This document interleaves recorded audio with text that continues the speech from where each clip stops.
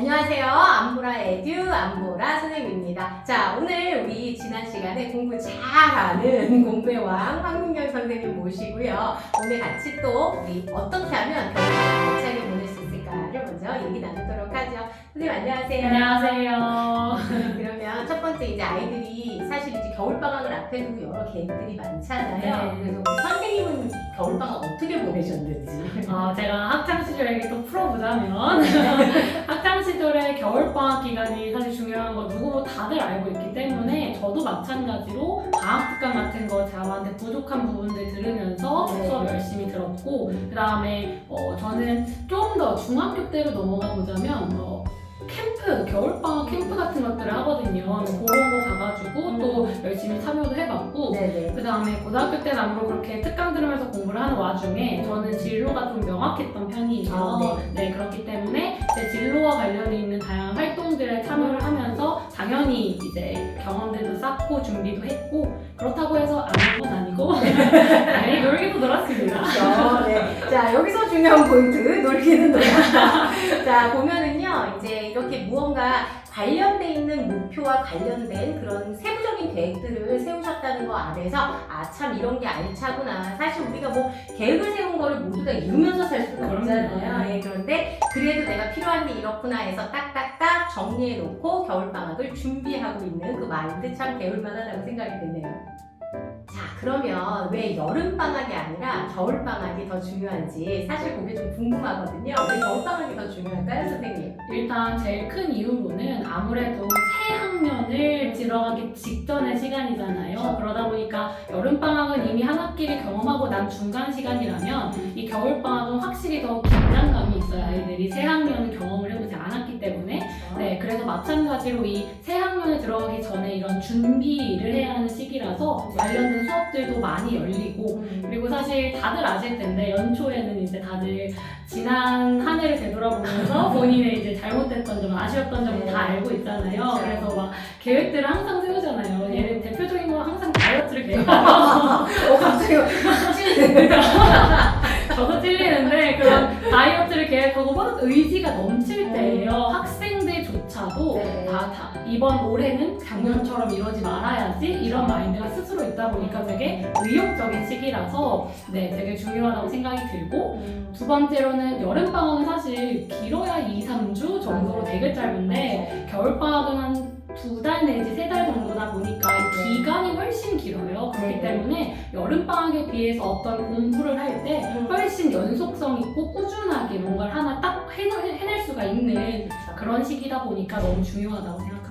네, 맞아요. 그래서 일단 뭐 그냥 아주 딱 그냥 와닿는 거로는 일단 기간이 길다라는 거 당연하고요. 그 다음에 두 번째는 이제 학년이 올라가니까 준비해야 될 것들이 기존에 이제 좀 느슨했었던 마음에서 다르게 바뀌는 부분에 대해서 준비해야 된다. 좋은 포인트 같네요.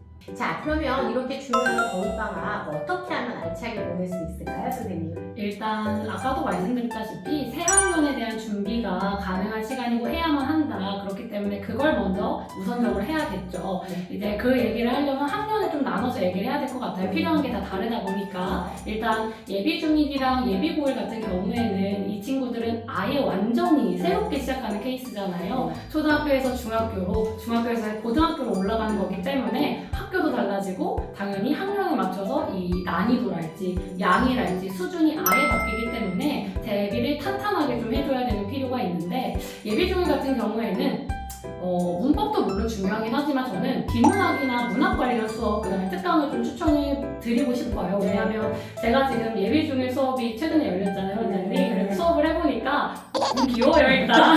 애기예요. 초등학교 애기들인데 이 친구들이 막 열의는 넘치는데 아무것도 모르니까 너무 낯선 거예요. 네, 너무 낯설어서 다 암기로만 접근하려고 하고 이 글을 읽어낼 줄 모르더라고요. 비문학 글을 첫 시간에 읽어봐라. 제일 중요한 단어 찾아봐 했더니 이 문화에서 제일 중요한 게 남녀노소라는 거예요, 원장님.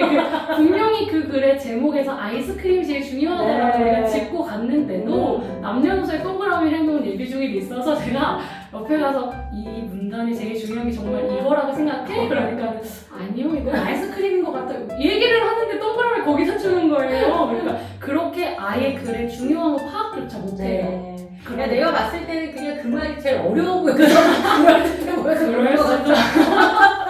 그래서 정말 글을 읽어낼 줄도 모르기 때문에 그런 비문학 문학 수업을 오히려 좀 추천을 드리고 싶고, 그렇게 아예 배워야 할 것들을 차근차근 좀 개념어부터 읽는 법부터 배워야 할 필요가 있고, 네. 예비고일 같은 경우에는 아무래도 모의고사가 제일 중요하죠. 일단 80분 동안 45문항을 풀어내는 그 힘, 지구력부터 기를 필요가 있고, 이 친구들이 영역별로 본인이 뭐가 약하고 어떤 걸 못하고 하는지를 사실 최대한 빨리 파악하는 게 저는 좋다고 봐요. 네, 제가 맞습니다. 경험자로도 생각을 했을 때 본인이 뭐가 약한지 알아야 그걸 대비할 기간이 길어지거든요. 고등은 훨씬 시간이 없어요. 네. 내신을 모의고사 하려면. 그러니까 빨리 파악을 하려면 이 모의고사부터 시작을 하는 게 좋겠다. 이런 생각이고, 예비 중2랑 중3 같은 경우에는 사실 중2부터 먼저 말씀을 드리자면 한 번도 내신을 안 하다가 이제 시작을 해야 되잖아요. 그러다 보니까 문법이 무엇보다 중요합니다. 문법 정말 잡고 가야 되고, 생각보다 아이들이 아무리 반복해서 공부해도 헷갈려하고 어려워해요. 그렇기 때문에 문법 특강 필수로 추천을 드리고, 중3도 마찬가지예요. 그 전에 중1, 중2 때 배웠던 거 다 까먹었거든요. 그렇기 때문에 한번 쫙 문법을 훑으면서 그 흐름을 잡고 갈 필요가 있고, 얘네들도 마찬가지로 이제 먼 모의고사를 좀 내다봐야 하는 시기예요. 그렇기 때문에 고전을 좀 추천을 드리고 싶어요. 많은 영역들 중에서도.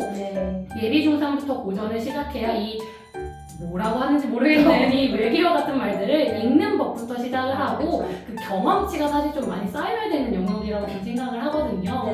그래서 그것 좀 추천드리고 싶습니다. 그래서 우리 국어 전문가답게 정말 이 학년별로 아주 딱 세심하게 영역을 짚어주셨는데요.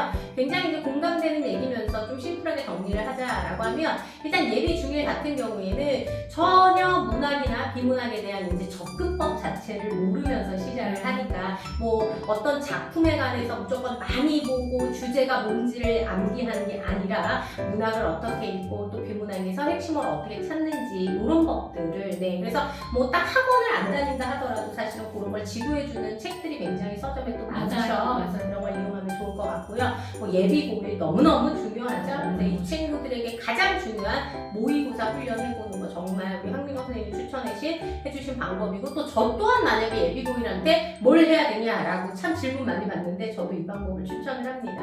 그리고 이제 예비 중2 같은 경우에는 이제 내신 안 뒀으니까 문법 좋죠. 그리고 이제 예비 중3은 정말 이제 우리가 고어 원문을 보게 되는 학년이 되기 때문에 그런 고전에 대해서 준비하면 참 좋겠다. 자, 그러면 두 번째는 어떤 방법이 있을까요? 제가 방금 이렇게 말씀을 드렸다고 해서 또 방학 때 막 무조건 특강을 해야 돼, 학원을 추가해야 돼, 이건 또 절대 아니거든요. 그렇죠. 사실 이 중요한 두세 달의 이 겨울방학 기간 동안 저는 자기주도 학습을 챙기는 것도 아주 중요하다고 생각이 들어요. 요즘 자기주도가 안 되는 친구들이 되게 많아서 고민인 분들이 많을 거라고 사실 생각이 드는데, 제가 어떻게 자기주도적으로 공부를 했는지 고등학교 때 생각을 해보니까 그 중학생 때 막 그런 겨울 특강, 캠프 막 이런 거 참여하면서 그런 게 막 공부의 신 뭐 이런 캠프였어요. 제목 굉장히 마음에 드는데. 그죠?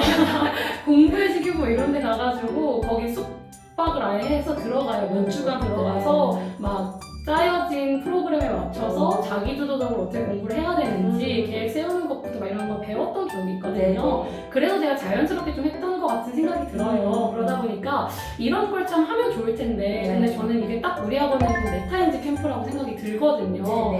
이거에 대해서 얘기를 하면 또 엄청 많이 또 풀 수가 있기 때문에 이거는 다음에 또 기회가 되면 말씀을 드릴 수 있을 것 같고, 이 메타인지 캠프는 제가 그렇게 했던 겨울방학 캠프들보다 훨씬 자기주도적으로 본인이 직접 계획을 세우고 본인의 스케줄에 맞춰서 또 시간도 조정할 수 있는 장점들이 많아요. 그래서 이런 걸 좀 하면서 자기주도적인 공부를 경험하고 연습하는 것도 매우 필요하다. 왜냐하면 실제로 제가 학부모 상담을 한 번 한 적이 이게 하고 있는데 어머니께서 그러시더라고요. 본인 아이가 자기 시험인데 시험 범위도 모르더라. 그렇게 학원에서 그냥 당연하게 챙겨주고 많습니다. 공부하라는 거 하고 그냥 이런 거에 너무 익숙하니까 너무 화가 난다고. 그래서 선생님이 아니라 그냥 멘토로서라도 좀 얘기를 해주셨으면 좋겠다. 이렇게 부탁을 받아서 아이한테도 실제로 해준 적이 있거든요. 그러면서 이 학원, 저희 학원 메타인지 캠프를 꼭 해봤으면 좋겠다라고 얘기를 드렸는데 이 방학 특강을 놓지 못하고 결국에는 하지 못했어요. 그래서 너무 아쉬운 거예요, 저도. 그래서 좀 이런 것부터 먼저 해야 사실 공부의 시작이고 아이가 끝까지, 고3 끝까지 본인이 공부할 힘이 생기거든요. 그래서 특강 수업에만 너무 치중하지 말고 자기주도적인 걸 할 수 있는 기회라는 걸 좀 잊지 않았으면 좋겠습니다. 네, 참 자기주도라는 말이 참 멋지죠. 네. 사실은 어른들한테도 굉장히 필요하다라고 저는 얘기를 하는데 하물며 아이들은 오히려 학습을 놓고 자기주도를 해보지 않아가지고는 앞으로 어른이 돼서도 자기주도적인 삶을 살아가는 데 굉장히 힘이 될 수 있다고까지 제가 강조를 해요. 그래서 선생님 말씀에 너무 공감하는 게 사실은 대치동에 방학 동안 가방을 메고 너무 바쁘게 학원만 왔다 갔다 하는 친구들이 과연 정말 내 성과 결과를 이어지느냐, 이거 굉장히 좀 점점점입니다. 왜냐하면 본인 걸로 흡수하는 시간이 누구에게나 있어야 되는데 그거 없이 그냥 가가지고 감상만 해서는 절대 결과가 안 나오죠. 그런데 또 아이들의 하나의 특징이 뭐냐 하면 굉장히 좀 의지가 흔들리기도 하고, 그리고 실제 아이들하고 얘기를 해보면 누가 날 좀 잡아줬으면 좋겠다는 얘기도 사실 굉장히 많이 해요. 맞아요. 그래서 어떤 지식을 일방적으로 쏟는 관리가 아니라 내가 이렇게 해이해지지 않게 공부의 계획을 세울 때 같이 해주는 이런 파트너. 그래서 저희 학원에 이제 겨울방학 때 이렇게 방학 때마다 멘탈인지 캠프를 여는데 사실 실질적으로 학원의 수익은 전혀 도움이 되지 않아요. 왜냐하면 이 스카이 출신 조교님들 같이 하고, 그리고 또 아이들을 그렇게 자기주도로 관리를 해주려면 막 대형으로 몰아놓고 할 수가 없거든요. 그러다 보니까 이걸 실행하는 이유는 사실은 제 아이부터 필요하다고 생각했고, 그렇다면 당연히 다른 아이들한테도 이런 게 당연히 있어야 되지 않겠냐라는 생각으로 진행을 하고 있는데, 이 캠프에 대해서 이제 우리 황유영 선생님 더 잘 아실 테니까 이 캠프의 디테일한 내용은 따로 우리가 좀 다루도록 하고요. 아주 와닿는 말씀은 방학 때 정말 특강에만 매달리지 말고 자기주도 꼭 해봐라. 자, 오늘 우리가 뭐 학년별로 또 국어 어떻게 할지, 또 자기주도 얼마나 중요할지 이렇게 알찬 얘기를 들었는데, 또 아마 선생님이 나 이거 정말 강조하고 싶어 하는 게 있으실 것 같아요. 끝으로 강조하고 싶은 점 있으실까요? 마지막으로 당부를 꼭 드리자면 국어를 놓지 말아라, 이거 정말 꼭 당부드리고 싶거든요. 사실 솔직하게 말씀을 드리면 이 방학 때 이렇게 중요한 걸 알아서 막 특강 추가하고 학원 더 다니고 하느라 국어 학원을 잠시 쉬고 올게요 하는 경우가 많아요. 그럴 때마다 제가 말씀을 드리진 못했지만 이 국어라는 과목도 마찬가지로 시기별로 시작해야 되는 것들이 존재하고, 그래서 꾸준하게 해야 한다고 늘 강조해서 말씀을 드리거든요. 그렇기 때문에 나중에 잠깐 쉬었다가 다시 돌아와야지 하고 돌아오기 쉽지 않아요. 국어는 정말 돌아오기 쉽지 않고 나중에 많이 투자하면 되겠지 라고 생각했다간 국어는 크게 당하기 때문에 이 과목만큼은 꾸준하게, 적지만 꾸준하게 가야 본인이 덜 힘들거든요. 그러니까는 국어 꼭 놓지 말고 계속 해가 나갔으면 좋겠고요. 두 번째로는 이렇게 막 원장님이랑 제가 강조해서 너무 많이 추가했다가 과유불급이라는 말 잊을 수 있거든요. 오히려 아이들이 너무 시작하기 전에 힘이 다 빠질 수 있어요. 그러니까 진 빠지지 않게 본인이 부족한 거, 꼭 해야 될 것 같은 거 한두 개 정도 하는 걸 추천하는 거지, 뭐 2학년을 완벽히 다 준비하고 들어가겠어 이렇게 생각을 하고 하지는 않았으면 좋겠다. 네, 좋습니다. 그래서 참 국어라는 과목의 가장 중요한 점인 말 그대로 가랑비에 옥 젖는 공부. 그래서 올인할 필요도 없고, 그렇죠? 뭐 아니 국어 특강을 뭐 하러 다 깝니까? 전혀 필요 없어요. 그런데 일주일에 한 번 국어에 대해서 생각하고 공부하는 시간에 대해서는 손 놓을 필요가 없다. 그거 갖는다고 수학 못하는 거 아닙니까? 그래서 그 얘기 굉장히 와닿네요. 자, 오늘도 우리 인기 많은 젊은 예쁜 선생님 황유영 선생님 모시고 재미난 정보 많이 들었고요. 또 다음 시간에 우리 또 아이들한테 도움 될 수 있는 얘기 또 모시고 얘기 나누도록 하죠. 선생님 오늘 너무 감사합니다. 감사합니다.